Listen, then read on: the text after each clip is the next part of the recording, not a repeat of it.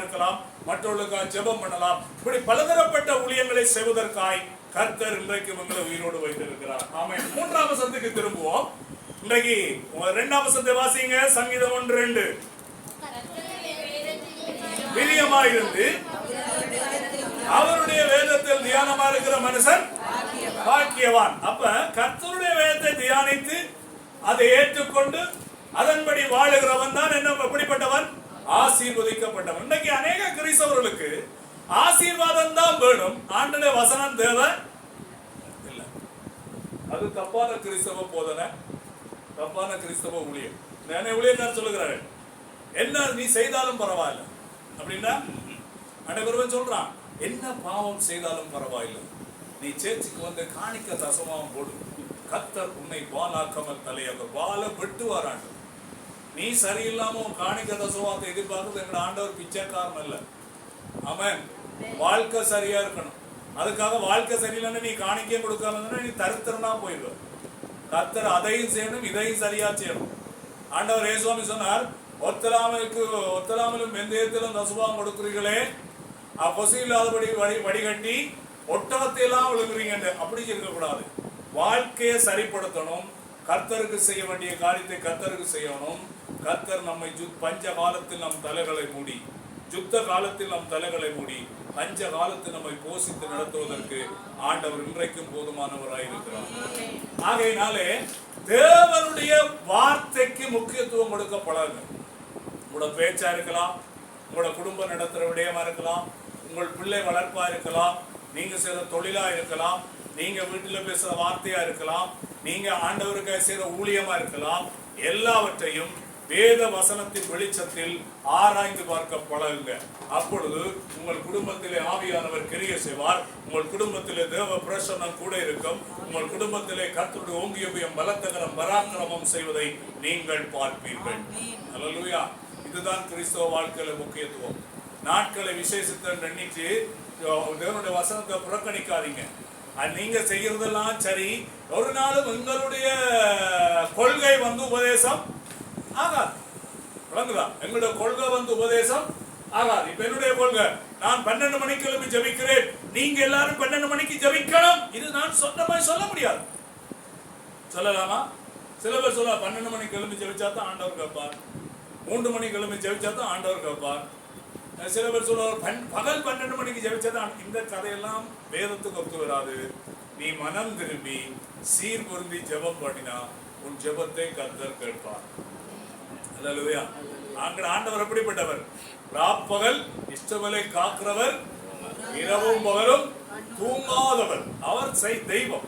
அப்ப கேட்கலாம், இயேசுன் வந்து படகுல தூங்கினார், நம்ம ஆக்களை செக் பண்றதுக்காக அவர் கொஞ்சம் தூக்கினார். இவங்களை ஆவேசம் பண்ணாங்க, பேண்டாங்க, அடே என்னடா இப்படி கத்துறீங்கன்னு அவர் கண்டிக்க வேண்டிய சூழ்நிலை வந்துச்சு. ஆகையினாலே நம்முடைய வாழ்க்கையில எங்களுடைய கொள்கைகள், என்னுடைய அனுபவம் தேவனுடைய வார்த்தை ஆகாது.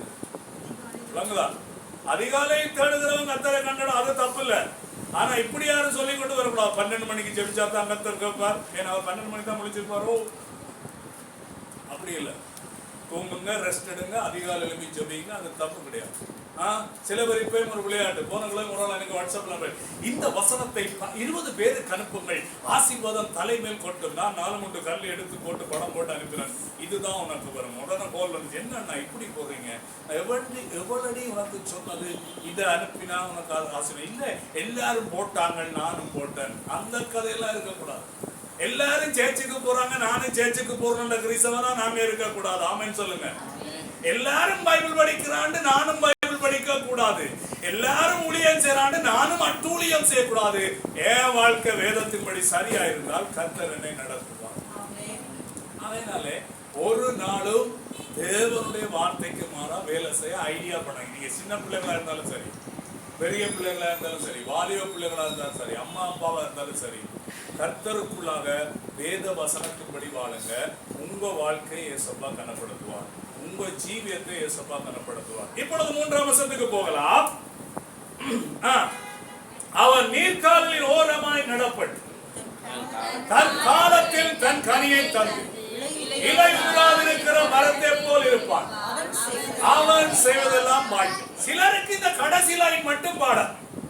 அவன் செய்வதெல்லாம் வாய்க்கும் என்று சொன்னீங்களே ஆண்டவரே. நான் அகிலன் போறேன் ஆண்டவரே, எனக்கு வாய்க்க பண்ணுங்க ஆண்டவரே. இல்ல இல்ல இல்ல இல்ல, 2ஆம் வசனம் கிரியை செய்தாதான் உன் வாழ்க்கை செழிப்பா இருக்கும்.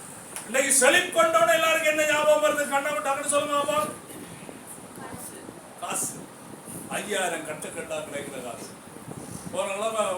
முந்தின ஒரு பாடசாலை மாணவனுடைய பேக்க, டீச்சருடைய பேக்க பாடசாலை மாணவன் தூக்கிட்டு போயிட்டான்.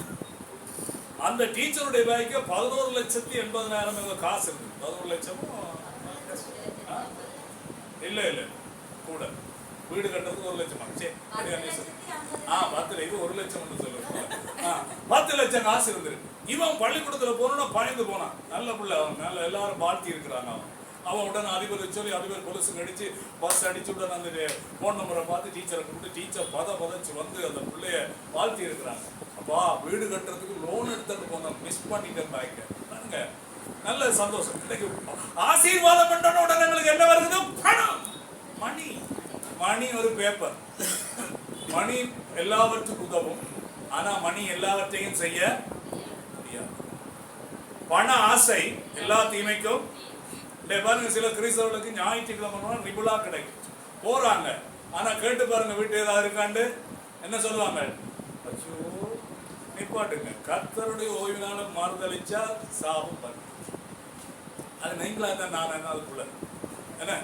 அதனாலே ஓய்வு நாளை விட பணம் உங்களுக்கு பெருசு கிடையாது. அன்றைக்கு சம்பளம் தராட்டிய முறையில வேலை எல்லா பண்ண முறை ஞாயிற்றுக்கிழமை கிட்ட ஆண்டவரை தேர்ந்த வேலையை மட்டும் செய்யும். ஞாயிற்றுக்கிழமை முந்தியெல்லாம் அநேகம் இருந்தால் போனெல்லாம் பண்ணிட்டு சேர்ச்சில் வந்து ஜெபத்தில் இருப்பாங்க. இன்னைக்கெல்லாம் மாறி போச்சு. கலாச்சாரம் மாறலாம், நாம் மாறலாம், நீங்க மாறலாம். என்னை உங்களை அழைத்த கர்த்தர் மாறாதவராய். ஓய்வு நாளை பரிசுத்த